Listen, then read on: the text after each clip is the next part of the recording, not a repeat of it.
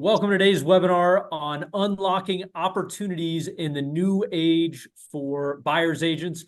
We're here at the CINC headquarters. I'm Richard Kaiser, Director of Demand Gen and Sales Ops here. I'm joined with two experts here in the industry. We have our very own CEO here at CINC, Alvaro Reyes, and then we also have the CEO and founder of Workman Success Systems, a real estate coach, Workman. So as people are coming in, one, please let us know where you guys are coming from.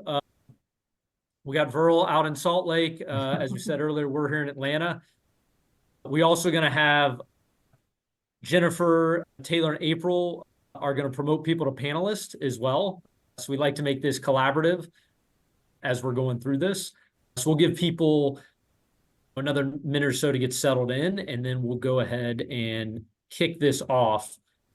Richard, we got Canada here. We've got Birmingham, Kansas, Florida. I was going to say, when you say that we're from here, from Atlanta, I'm not. So if anyone is wondering about my accent, it's not from Atlanta. It's much farther south, and it's from Argentina, for those that don't know me. There's a good group of folks that are on the call. If you get asked to be promoted to a panelist, I want you to click yes and turn your video on. Here's what I learned. Like Brian's done it. When you have your video turned on, what happens is it forces you to stay focused, and it makes it more engaging for the presenters because we're actually talking to smiling faces. And so, Ann, thanks for coming on video. If you get promoted to come on to video, just do it. You blocked an hour to spend with us. It's going to be well worth your time. Let's turn some video on. We're going to crank this off, and that's going to be a great time we spend together talking about some pretty important things today. And one thing is, as Verl's getting this started, we would encourage you, questions you have, comments. A lot of the purpose of this is to get feedback from other people, what you guys are hearing, what you guys think, what you might disagree with some of what Verl and Alvaro think. We want to encourage that both in the chat and in the Q&A section, and we'll be peppering that into the conversation as we go. Fully agree. In fact, just before Verl starts there, I'd say my objective for this today is the following, which is we're going to give you our view. Verl and I might agree, not agree on how this changes or doesn't change the real estate world. And we're going to talk, because it's important, about our points of view of how it affects, what it means. But then, of course, we're going to go to what we think this means for you. In whatever direction the world is going, how does that change your day-to-day as a team leader, as a buyer agent, as a seller agent? And of course, what tools you can use to do that. But please don't be shy. If you don't agree with what we're saying, put it in the comments. We'll try to intercept that as it goes. The main goal here is for this to be an interactive discussion and not just a monologue of us pouring our points of view on you. Yeah, and I appreciate that. It seems like there's not a day that goes by that there isn't something in the news or the industry that continues to put the value of real estate agents' true value in question in the minds of the consumer. Everything from NAR, 3 or 4 presidents in the last 6 months, to the class action lawsuit, to downward pressure on commissions, to the lack of inventory, to the increasing of interest rates and the incredible demand that's out there. What's happening is there's turmoil in the industry, and nobody can deny that. Is that fair to say we have a little bit of turmoil going on? Yesterday, I counted at least 17 copycat class action lawsuits that are the same or similar to the one that was the $1.8 billion liability judgment that was made to the agents. And so the courtrooms are going to get filled with people that are trying to win something for nothing. And it didn't seem to matter that buyer agents agreements were signed and disclosures happened. We live in a time in life where people want something for nothing. And when they see that they might get a free ticket or they might be able to make a bunch of money, they're jumping on the bandwagon and saying, how can I participate in that rather than going to work? I think that I don't know if you know this, but there's a lot of people that think that they're going to create their wealth by winning the lottery.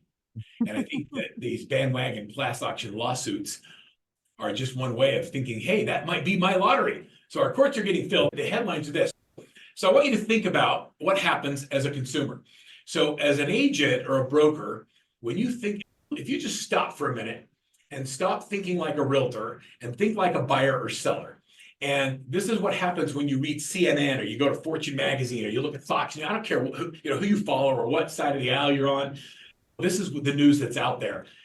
It says that the clock is ticking on real estate commissions. Americans are taxed $60 billion because of what they paid for buyer representation and the $1.8 million mega verdict. All those things are out there and they're not going away. CBS News, it doesn't matter if it's New York Times or Housing Wire or Forbes Advisor. It seems like there's article after article, news story after news story about what's happening in the industry. And it's physically impossible for our consumers to not know what's going on. And as real estate agents, we have the option to do some different things.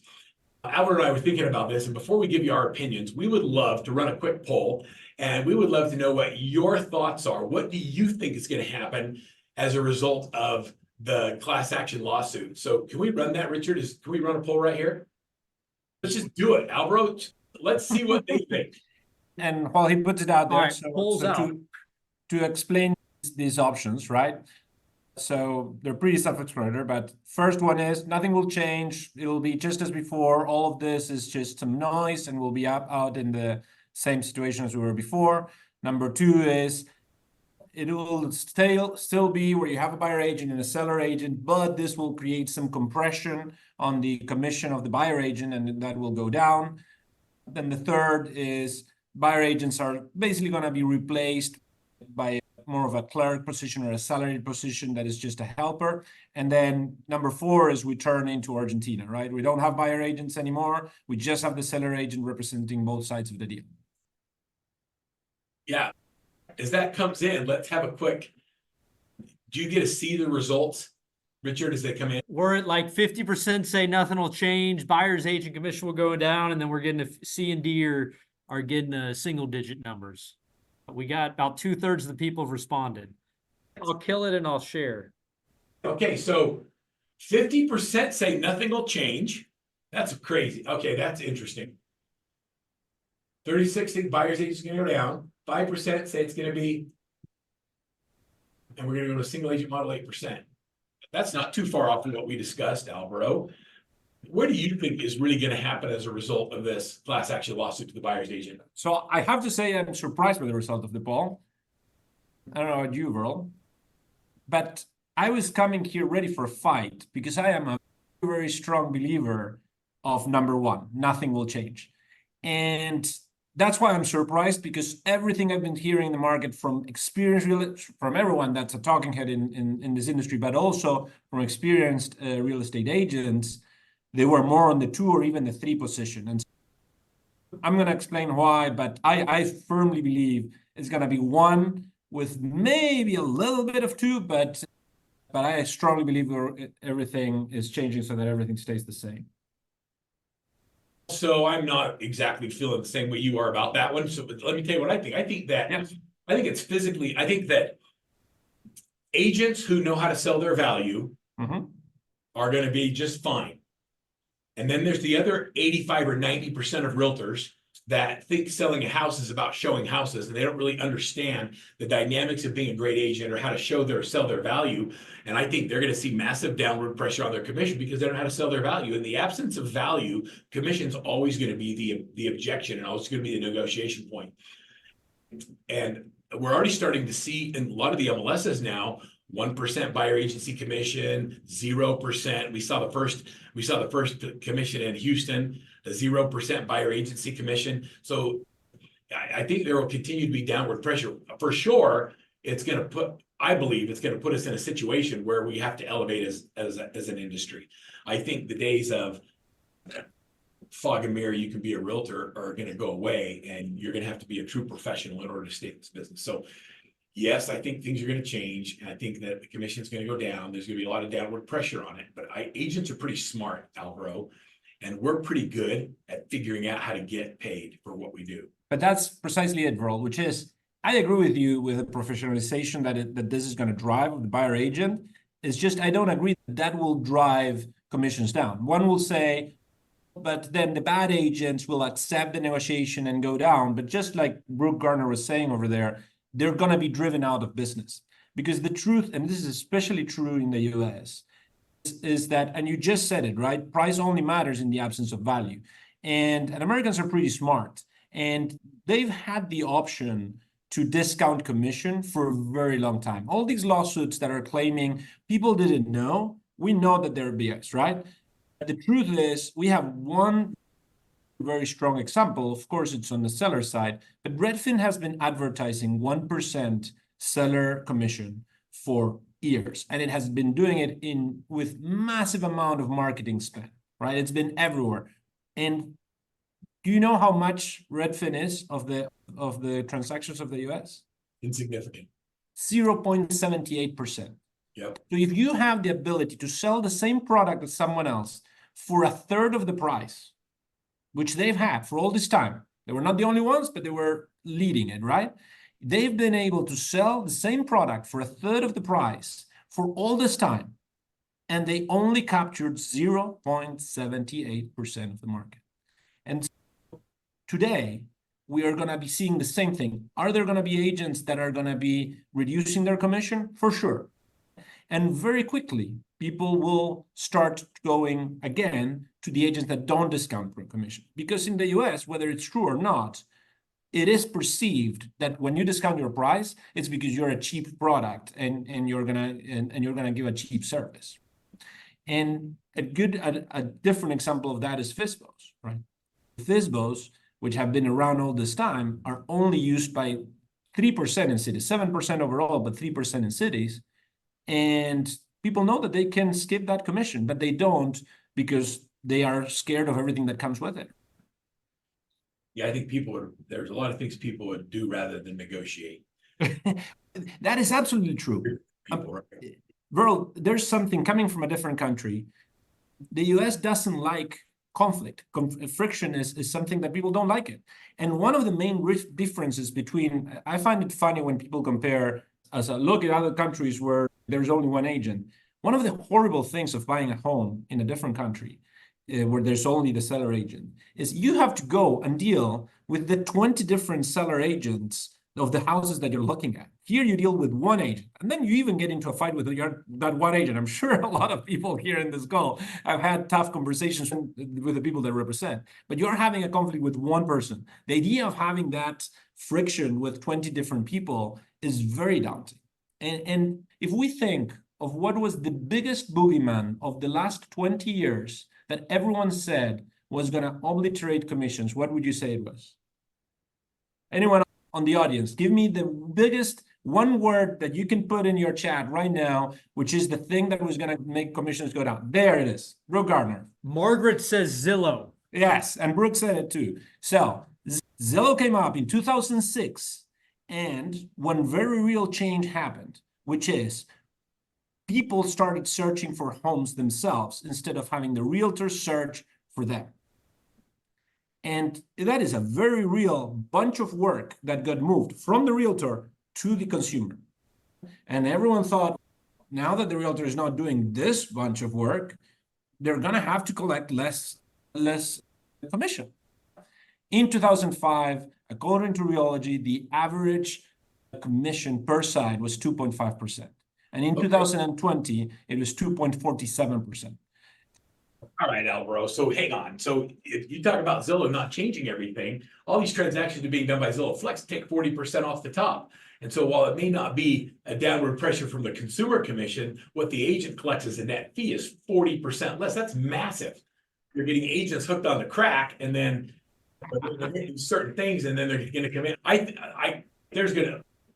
People think that we have all these big competitors. I think Zillow they've listened to the consumer, given the consumer what they want. Mike Metzner's right on the money here. They gave data to the consumer because that's what the consumer wanted. Realtors thought it was their secret to be able to keep the competitive market analysis in the MLS, and that's what their value was. And Zillow said, no, it's not. It's public records. Let's aggregate it. Let's give it to the consumer, and let's create leads as a result. And now they're doing Zillow Realtors. They're doing Zillow Mortgage. They're doing buy-side transactions. It's just a matter of time before they're just going to say, be with our Zillow brokerage, or you don't get Zillow leads. But it makes no difference to you. You can use them or not. People use Zillow Flex if they don't want to have the work of having to follow up with leads themselves. And so, yes, if you outsource your work to someone else, they're going to keep part of the money. That's the biggest thing. Zillow has been for a long time. It didn't decrease commissions in itself because the fact was that people still believed that buyer agents and seller agents were very valuable, right? And that whoever was searching for the home was not where the value was at. The value is in the negotiation, in the advice, in the quarterbacking of the deal. And so all of that didn't compress commissions. Now, what has been a recent trend, and you're right, Verl, I agree with you there, is there's been a trend in the industry of successful teams sometimes outsourcing their main job to someone else. So yes, if you don't want to follow up with leads and you want Zillow to do the follow-up for you, then of course they're going to take a part of your commission. But yeah, they're doing the work. Now, true successful teams know that they need to insource that work because they are better than Zillow at doing it, and then they can keep that margin for themselves. But I don't think that it has to do with the dynamic of how much value the agent does and the value that is perceived by the consumer of what the agent does. For me, what pisses me off on all these newspaper articles that pop up that you showed is immediately it's the making fun of the realtor and how much the realtor doesn't really add value and just takes a bunch. But what's ironic is no one that is actually bought a house really thinks that, right? No one wants to. I don't even know when I bought my house that I needed an inspector. And once I got the inspector, I had no idea what it meant. If the inspector, he gave me 20 things that were wrong, does that mean I need to ask someone to fix them? I had no idea. I don't know what I don't know. And so another thing that for me is very telling is the fact that FSBOs sell for less than non-FSBOs is because usually the people that do for sell by themselves are with lower income homes, right? Like the people, the rich people that are selling $4 million homes, they're paying their commission, right? And I don't think it's because they're misinformed. So I'm going to table this one for discussion another time, but so I want you to think about this, Alvaro, because this would be fun to debate with you, is where's the real value of an agent? I think a lot of people think it's showing homes. I think it's in client acquisition. And so the better you are at client acquisition, everything else can be delegated or paid out at a much lower rate. And so it's the ability to get clients. And Zillow's proven that we're willing to pay 40% of our commission to have somebody else do that for us. And I think that's going to continue to go up. And the amount the agent gets paid to do agent duties is going to go way down. And it's going to be salaried. It's going to be all those things. So that'll be fun to debate that. But you think, so can you repeat that last part, Verl? So I think that you're going to see more and more of the services that are provided by a commissioned agent be provided in a salaried agent model. We're focused, as we talk about, as we are coaching our teams right now, we are heavily focused on building listing focused teams. We're doing everything we've always done with buyer's agents. Buyer's agents are great, but we're pushing really hard on controlling and owning the inventory, because if you own the inventory, you're going to be golden in this marketplace. And if you're only focused on buyers, that's where you're going to get stuck. Let's run the second poll and let's find out how many of the buyers that you're working with have buyer agency agreements. I'm curious as to what the percentage on this one. So Richard, if you want to run the next poll, let's do it. And so I'm going to take the contrarian position there too, because I actually don't think that surprises me. Well, in the first one, I was actually in accordance with most of everyone here, which I think is awesome because there's so many realtors in this industry that are immediately accepting this false narrative and assuming that they don't provide value when they do. So Verl, on that point, here's my honest thought on this, which is you still will have two sides on every transaction in the US on the other side of this, right? There's still going to be a buyer and a seller. And why would we think that now the seller is more important? The only reason we could think that is if we think that the buyer needs no representation, or if we think that the tasks needed to represent a buyer are less difficult, less critical, or less complex. I don't really think that that's true. I think through all this time, there's been a lot of people that have tried. In fact, the model of Redfin is replacing commissioned agents by salaried employees. And 6 months ago, when Redfin crashed, every banker came out saying, oh, now we realize that the commissioned agent is more valuable than the salaried agent. And that does not change for this. Now, I love where we're going with this discussion. I do think, because I actually think this is the opposite. I think you're going to have to defend your value as a buyer agent, which means that a buyer agreement is more important, which means even more that the buyer agent is going to now be as important as a seller agent and not less important. So I don't see it being replaced by a salaried worker. I see less buyer agents making more transactions because it will now become a job within the real estate industry of a similar level of importance and training requirements as a seller agent does. So I'll give you the simple rebuttal to that, and that is that the activities that are true representation of buyer don't include opening doors and showing houses. Where the buyer agent earns their money is once it goes under contract, and then making sure that the buyers made the right decision. And so the majority of the time spent working with buyers, driving around and showing houses, is a time suck. And I would rather spend any of my life doing anything else than driving buyers around, even though I love buyers. And then I think that's going to be a salaried position. And then once it gets under contract, the negotiation and representation and the thing of that contract becomes at a higher level. So it's going to be fun. You're splitting the buyer agent job in two, and you're saying there's a part that is going to become more of a salaried extension of the bigger buyer agent. And that could be true. So I can agree with that with you, except for me, the biggest job of the agent by far is establishing trust with the client. And so I don't know if you can outsource that to someone and still keep that trusted relationship with your buyer. That's something that, again, not as a realtor myself, and you have more experience as a coach, I think that it may be right or wrong. My gut feeling is it's difficult to outsource that task that involves spending so much time with your clients without losing that ability to establish that big trust, which is the main reason they're paying you their commission, is that trust. I think that's great in principle, but not even 50% of the agents on this call have enough trust to get a buyer agreement signed.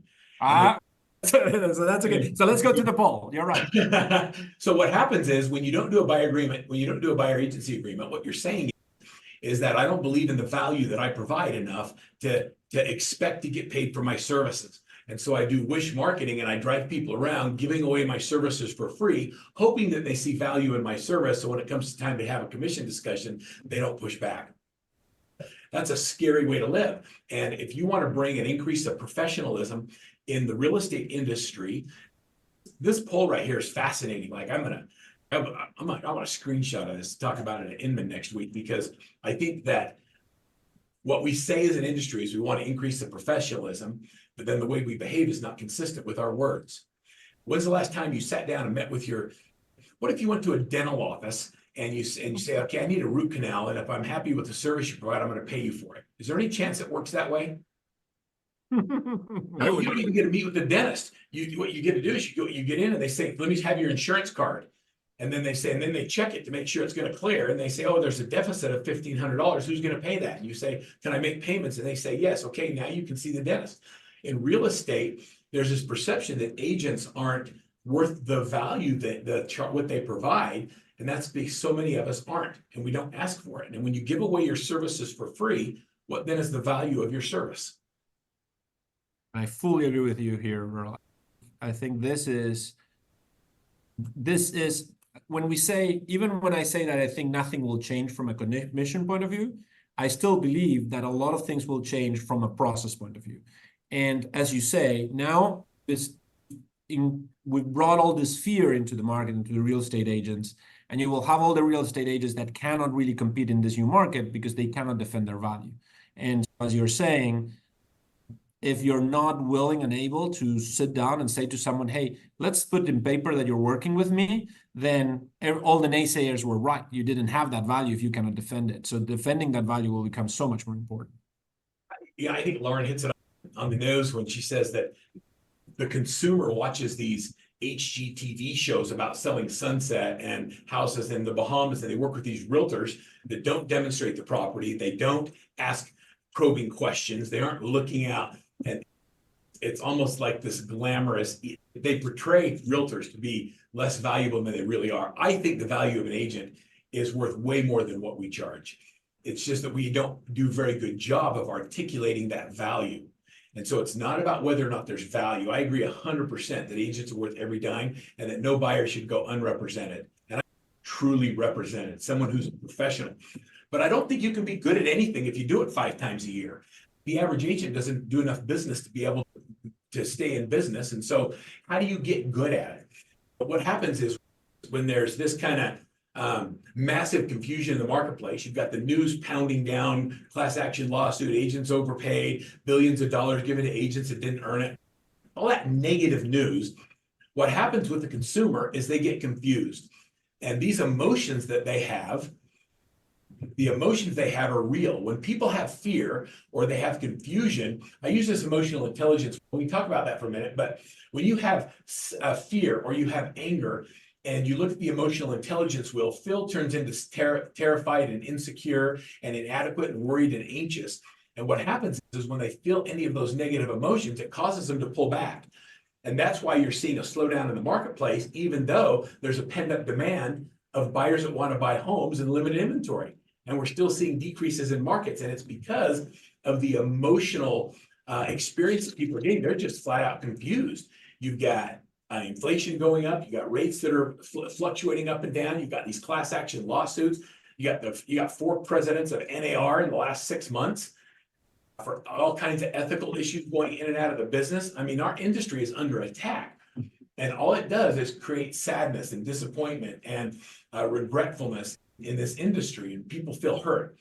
And so what do we do as agents on the buy side and the sell side to change those negative emotions to positive emotions?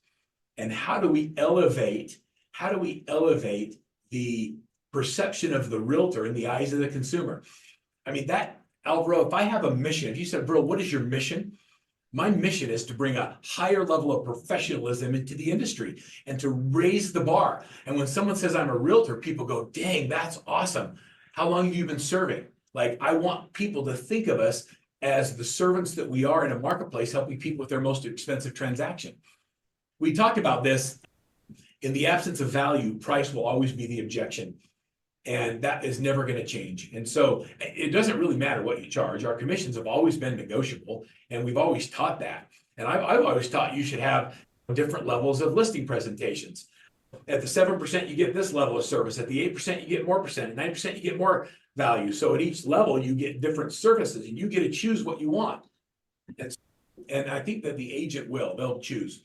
So we're at this really cool crossroads of where we are and who we want to be. And so I'd love to ask everybody, I think that, without giving my opinion, who do you want to be in this industry? Do you want to be continued to perceived as, if you can fog a mirror, you can sell a house, realtors? Or do you want to change the perception of the value of an agent in the eyes of the consumer by elevating everything? I don't know if you know this. I don't know if I told you this, but my wife's little sister moved in with us the same time she decided to get out and get on her own, which I didn't make any sense at all. So she moved in, right? And that was the same time I started real estate school. I got my license in 10 days. I did 90 hours in 10 days and was licensed as a realtor. She went to hair school, and 2,000 hours and 18 months later, she could cut my hair. Do you understand what's wrong with this? Yes. It's always, but that has been used as a tool sometimes to degrade the agent, right? Because it's so easy to get in. When the truth is, degrees and the state giving you permission to do something usually means nothing. And real estate agents compete with each other, and that's why they are so valuable. But I absolutely get what you're saying. It's a different world of requirements, and it's probably the lowest bar from a state requirements point of view. Yeah, so Layla has a question about outsourcing. I don't know if it doesn't look like a question, Layla, as much as a statement. You say you can't outsource buyers or sellers agents. Yes, you can. That would be like saying you can't be a doctor and outsource all of the different things that you do. I want my surgeon to be present for surgery. He doesn't need to be there for physical therapy and for the intake and for my x-rays and all those other things. There are all kinds of pieces we can outsource in the transaction. We do it successfully every day. And I would even challenge that when you're a transaction processor and you do it 100 times a year, you're just flat out better than an agent who does it all themselves 7 times a year. When you just work with listings and you're really good at just the listing part of the business, you get better at pricing properties, you get better at staging homes, you get better at negotiation, dealing with multiple offers, because you do it 70 or 80 times a year, you just get better at it.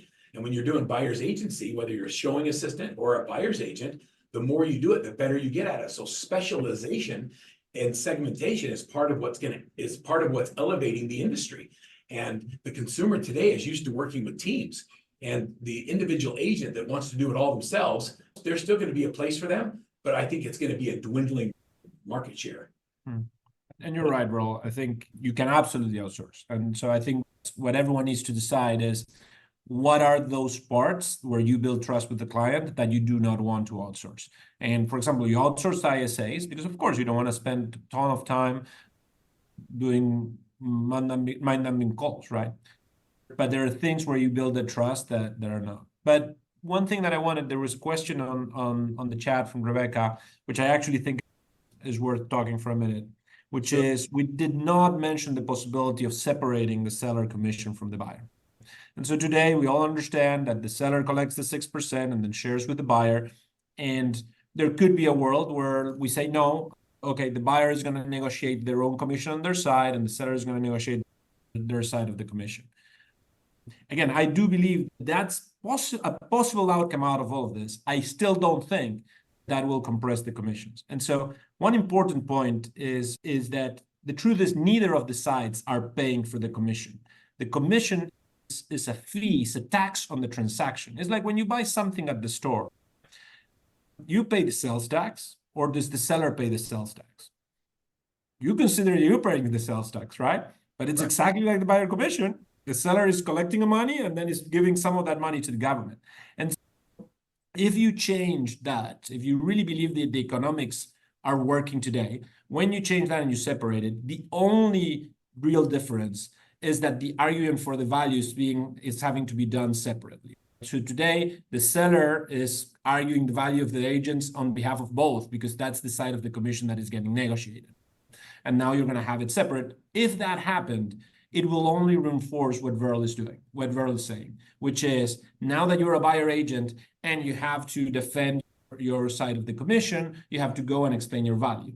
Now, I understand some people saying, well, but now that it is negotiable, then it will go down because they are going to put pressure on that. Americans don't like to haggle. They don't. And they're looking for value, not for price usually. And so if the same reason that you've been able to negotiate commissions for the last 20 years on the seller side, but the commissions are exactly the same that they were 20 years ago, I don't think that the commission being separated will fundamentally change that. So in my opinion, even if they get separated, it will not change the fundamental economics of it. There's no argument on any of those points, and I think that you're right on the money. I'm going to share a couple of resources that we put together for everybody to help you navigate through this class action advantage and talk about how to make it an advantage. The biggest thing I think, Alvaro, is I think that in this world that we live in, that it's creating massive opportunities, because when there's confusion and there's fear, people pull back, and that's when we come in and take market share. And so if you are serious about growing your business, now is the greatest opportunity to take market share than ever before in the history of real estate, because people are afraid, and when they're afraid, they pull back. I'm going to say that it's important that we sell our systems more than we sell our commissions. So here's the value that I provide. Here's the things that we do to attract more people to your house. Here's the resources that are available. If you don't mind, take us through some of the CINC technology and systems that you have planned for 2024. And for me on this, what I'd say more than the CINC itself, if I talk generically of what's going to change, this thing that Verl is talking about having to sign a buyer contract, about having to establish that relationship and explain your value, the only real difference of that is that now you need to engage with buyers earlier. So again, with sellers, you try to engage them early, you go to the listing table, you fight to defend your value, you get a contract, and you're not going to get stolen that client midway unless you don't do a great job usually. In the buyer side, you constantly have all these people coming saying, oh, I for free show you houses, and then maybe you lose that relationship, right?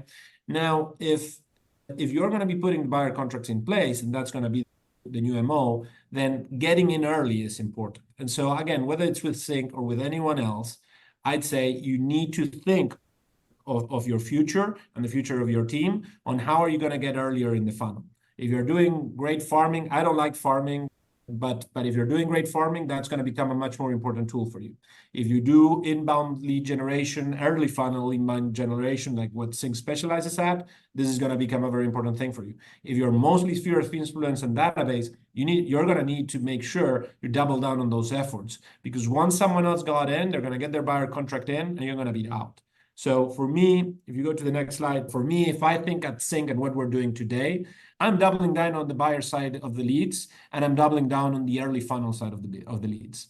And so for me, you need to be able to be hyper local to grab those early funnel leads, and then because they're going to become maybe more expensive, because if you have better agents on the buyer side, they're going to convert more and they're going to be willing to pay more for those leads. That's what's going to happen. And so you need to convert more too. If you are not up to par on your level of conversion, you're not going to be able to afford them. So for me, having through your site and through your systems an effective way of doing early funnel work is going to become twice as important in the coming years.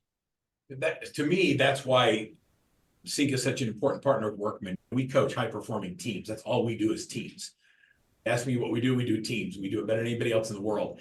And when we strategically select our partners, we select partners that provide massive value to getting the cost per lead down and creating an environment that allows them to capitalize on every opportunity. And CINC's a critical partner for that reason. So thank you for sharing that. I just want everybody to know that this isn't an accidental relationship. We think a lot alike when it comes to how to serve our consumers, the relationships that matter, and how to create these clients for life. And the tools and the processes and the things that are put together give us that unfair advantage. I think that the more we have the ability to target local neighborhoods when we have a listing, and then market around those listings, and then knock on doors around those listings and invite people to come to see those houses, the more opportunities it creates, not just for buyers, but also for sellers. And oftentimes buyers are sellers. And if they're not, they will be in a few years. Yeah. Everything we do feeds off each other. I call it a revenue octopus. And there's multiple tentacles that are all feeding these revenue streams that come into our business. And in fact, what you said, buyers are sellers, that's not only true in the long run, that's actually true in the short run. So something that really surprises, for me, we get clients asking us, hey, we want to do seller leads, we want to do buyer leads, I want to do this particular, we have at least 9 different products that we offer in lead generation. But one of the things that I always reinforce on clients is it's usually better with early funnel, it's better to go looking for buyer leads and then realizing that they're also seller leads than what you have to pay. Everyone goes for the seller leads, so the cost per lead goes up, while the buyer leads, 50%, this is an actual fact, it's 56% or something like that, but 50% of every buyer lead that comes into CINC has a home to sell. And 1 in 5 of those actually gives you the address at the beginning. So even when they're coming in, so you're already getting those seller leads with the buyers. And then there's 4 more for every 5th that have an address to give you. And it's the job of your system, CINC or whichever you're using, and yourself to get to create that trust so that they will give it. So having a valuable, knowledgeable website that will convince them to say, hey, this is not just a buyer for me, a buyer agent, he's also going to be a seller agent, is critically important. So in this new world, as Beryl was saying, where you have to show your value, you were already providing value. For me, that was already true. The difference is now you're going to have to be more explicit about it. And so the third aspect of what we were going to show here is how your website, whichever it is, needs to speak to your knowledge and your expertise. This is good. Actually, in the chat, while you're going through this, in the chat, one of the things people are talking about is it's not so much the data that Zillow has, but how to interpret what people are looking at. Somebody's even talking out there about knowing, okay, if you have pets, you need to know if there's fences in there. What are the specific areas known for? And I think it's a nice segue into what you're about to go into here. Which is absolutely true. And even with what I'm going to say now, that if you don't have, that's what generates trust, right? People want 3 things from their agent, in my opinion. 1, you want someone that is personable and trustworthy, that is going to negotiate in your behalf. Then you want someone that is knowledgeable of the process of buying houses, which you're not an expert at, and is going to drive you through that process. And 3, you want someone that's knowledgeable and an expert of the area that you're looking in, right? Those for me are the 3 main tenets of the value of the buyer agent. And now for me, you need to have a very solid answer on each of those that leads to when that question comes of what are you going to do for me? And so, for example, I wanted to show, because this is our newest website that we're releasing. You have the CINC website, and this is the CINC Brand Accelerator website that we're releasing this year. That basically what it's looking to do is to, with the help of artificial intelligence, is to show your local expertise to a level of depth that was never possible before. And so, for example, I'm here in this site that we've created, which is here in Atlanta, and we've done zero work of writing here. There's no copy that has been done by a human here, but I want to give you a sense of what this means, right? So I live here in Atlanta, and if someone wants to look for different, my neighborhood is Sandy Springs. So I go into Sandy Springs, and again, without someone, if you asked me 3 years ago, I would have told you, you need to spend a lot of time and effort from a lot of people actually fleshing out your website so that it has a true representation of your knowledge. Look at this copy. If you live here in Sandy Springs or you've been here, this, beyond really describing the neighborhood, it's saying, look, this city is known for its beautiful parks, including Morgan Falls Overlook Park, which is a beautiful park where I take my kids that overlooks the Chattahoochee, right? And it mentions the Sandy Springs Performing Arts Center, which is where they bring bands to play in the green in front of it. We go there every other Thursday. It's actual stuff from our neighborhood. We could have never had fished this out before. When I am a consumer and I'm trying to understand whether you're a local expert, if I read this on Sandy Springs, I have no doubts. But Sandy Springs is one of 10 neighborhoods that you could fill out manually. Each of those neighborhoods has 50 subdivisions, right? And so the beauty of artificial intelligence is now I can go into any of these subdivisions and see if it has smart things to tell me about that. And I go into Buckhead, which if you've been here, you probably know Buckhead. And it actually tells me, look, Buckhead, it's a very upscale neighborhood, right? Of course. But it talks about having Lenox Square and Phipps Plaza. That it tells you that you can go downtown to the Atlanta Botanical Garden, Piedmont Park. That is a level of depth that you need to have in your website, right? And if you want to drill deeper, you can only do this if you have some automated way of doing this, right? If I want to see a description of the different high schools, for example, if I'm here, I go in and I can have actual description of the Ridgeview Charter Middle School, that serves two purposes. One, it absolutely places you as an expert, which now is going to become more important. Again, whether you're doing this with us, with AI, or whether you're hiring someone to fill out your 200 pages deep, the important thing is that the website is a representation of who you are, and it needs to show that expertise. The second one, of course, is Google likes when you're giving really accurate information. They don't care if it's been generated by AI or by a person. They care whether it's useful or not. And if you have useful information, your website is going to start ranking. But even as a final example here, if I go to the value of those homes in Buckhead and I click on it, it's automatically creating me a market report, right? It's showing me the active properties. It's an interesting neighborhood. My house is not $16 million, but someone here is very lucky. Then properties under contract, sold properties. This is a long way of saying, let me stop sharing because I think this is, you get my point. But if I think of the main things that you need to focus in this coming world and how they change, they are, of course, the professionalization of your buyer agents is going to be important. The ability to explain the value, your local knowledge, your hyper-local knowledge and expertise, both through your systems and your website, but also in your interactions will become critically important. And third, the game is going to become more difficult where you need to get earlier in the relationship. So again, whether you're doing it through farming, whether you're doing it by being a maniac on your database, or whether you're doing it through inbound lead generation, that early funnel, when Verl was talking about Zillow Flex and all those models that depend on coming in a month or 2 weeks before they're actually going to buy something, they're going to hurt. Yes, it's nicer to get someone that is 2 weeks away from buying, but as we professionalize this, you're going to have to start working with them 2 months before. Having a good early entry point is going to become critically important. Those for me are the three things that need to change going forward. So what I see as you demonstrate through that, I had two thoughts. One is I messaged you privately and said, okay, my coaches need to see this. And I really believe that because what AI is doing is it levels the playing field from a data perspective. And where Zillow always had this data that we were jealous of and that we wish we could get it aggregated, now CINC is saying, well, crap, we have that data. We're going to even present it in a way that's easier than what Zillow was doing and make it available to you and your consumer. And I think it's a home run. So high five for using AI in a way that levels the playing field. And so the one thing the AI can't do and the one thing that the sites can't do is develop the relationship. And there was a lot of communication and conversation happening in the chat while we were both talking about our most valuable asset is the relationships we have. CINC is the holder of those assets.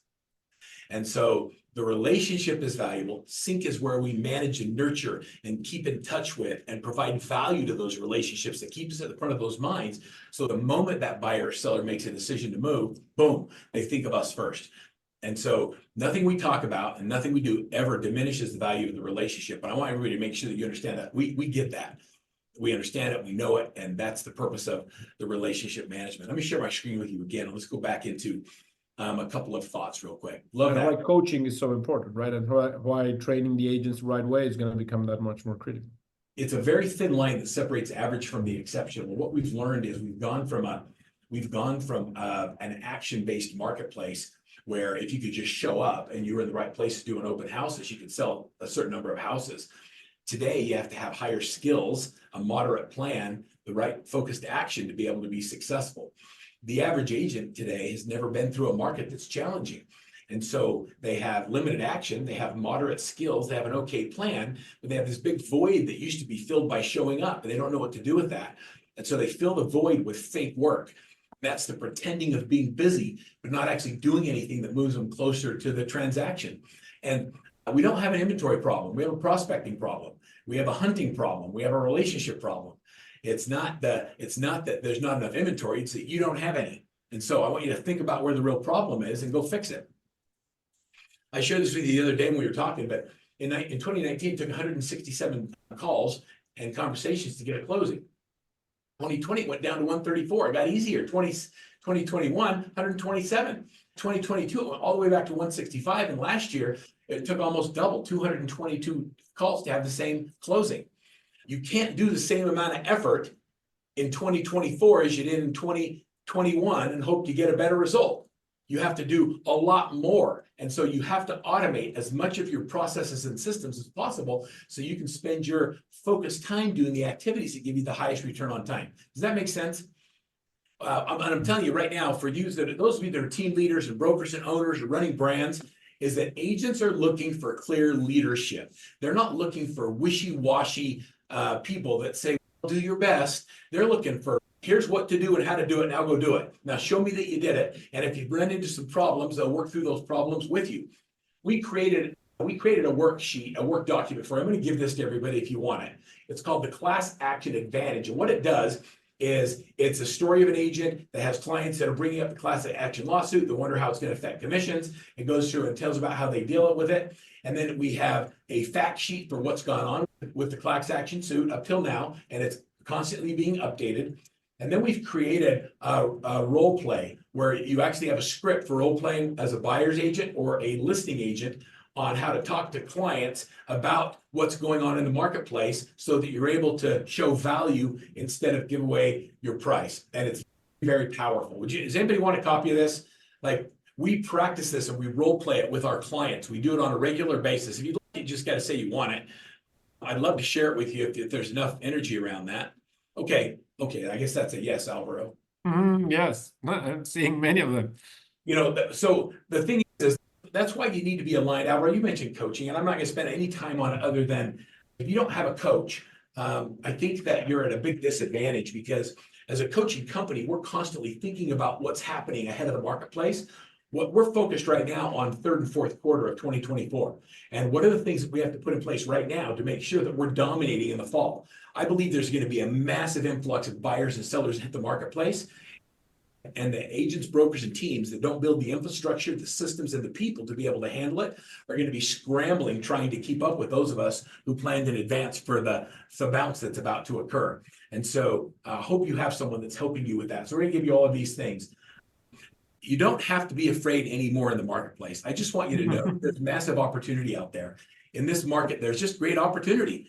And I think that fear is a result of lack of information, and we have information. When you have great leaders like Alvaro that's willing to share with you what's going on in the marketplace, where he believes things are going, and then put their money where their mouth is and put technology in place to arm you to the teeth to give you the unfair competitive advantage, roll up your sleeves and scream from the rooftops that you're different. You're not like every other agent out there that drives people around and likes houses. We are business people that are helping people make the most important financial decision of their lives. And we owe it to them to be better at the business. We won't send you an email with their stuff, but you can go and click on the link or use the QR code to get the information that we provided. Alvaro and I have talked about doing a few of these webinars. Has this been valuable for you today to have this open conversation about what's going on and how we're dealing with the marketplace? We would love to know from you what your most urgent business problem is. We're going to put a last poll up, and then we're going to put together a series of webinars throughout the year where we come in and talk about the things that are most on your mind. And so if you'll share with us what's on your mind and what you'd like us to discuss and talk about, we would love to provide content that is driven by our friends in the audience today. And so here's the poll. What's your most urgent business problem that you would like us to discuss? If you can answer it in 1 or 2 words, it's even better. And I think what you were saying, Earl, one of the most interesting things that you had there at the Q&A, a lot of people in the chat were asking, how do I do that? How do I actually get someone to sign a buyer contract if this is the new world? And I think that's where I feel from what you've shown me and what I've seen. If they don't have already a team leader that is very experienced with that, like having a coach that will tell you, look, it's doable, you have to have the courage, and these are the tools for it, is critical. So I've given you, in the shift modules, there's some very clear what to do's. It's on my screen right now. As you're filling out the form right here, one of the things that we believe, and Alvaro mentioned this earlier, but it went through it quick, is that the buyer presentation is going to be very similar to a listing presentation. And the buyer's agent needs to show up with a full-blown presentation that takes them through the pages of, here's what I do for you for the value that I provide, and here's the different ways I could get paid. I could get paid by the seller offering commission that shows up on the settlement statement. We may have to increase the sales price of the home to cover my compensation, or you can come up with cash. It doesn't matter to me, but I get paid. And then for that, here's what you get from me. And then here's a list of the services I provide. Are you okay with that? Check one of these boxes and we'll make sure that we move forward. I think we have to be really careful that we don't steer people, that we don't not show houses and don't pay the commission that we think we want. There's so many things that unethical agents do. I will tell you my philosophy and the way that I believe in everything in this business is this, that we serve regardless of opportunity, not because we're going to get paid. And if you have a servant's heart and you do the right things for your clients, the money will always take care of itself. And I've always believed that. If you serve first and sell last, you'll find that there's lots of opportunities out there. But we have to have the right kind of culture. And it's no longer a culture of pretenders. It's time to raise the bar. And I'm excited to see as we work together to do that. Let's see if I have a final closing slide here for us, Alvaro. Let me put this back up there. CINC also has, they put a link inside the chat. For those of you that don't have CINC or that you want to look at upgrading your account to have the tools or resources that Alvaro talked about today, just set up a consult. And even if you, and I say this truly, even if you're not thinking of buying, but look, talking with one of our consultants, it will show you the world of what it would mean. And even if you're doing that as general research and you end up in a different platform, that's fine too. So don't feel bad taking up our time. Our people love to talk about both CRM, lead gen, and how that is necessary for a successful team in this world. So we're happy to do it. And then maybe you'll join us. As a final thought, Alvaro, I think it's time that we make the choice to switch our mindset from the crisis mode to opportunity mode. And let's look at the opportunities that present themselves, and let's have a great 2024 together. I'm excited about it, and I believe that it's going to be a phenomenal year. Thank you, everybody. And thank you, Verl. It's been awesome to be here with you. You too, Alvaro. Appreciate you.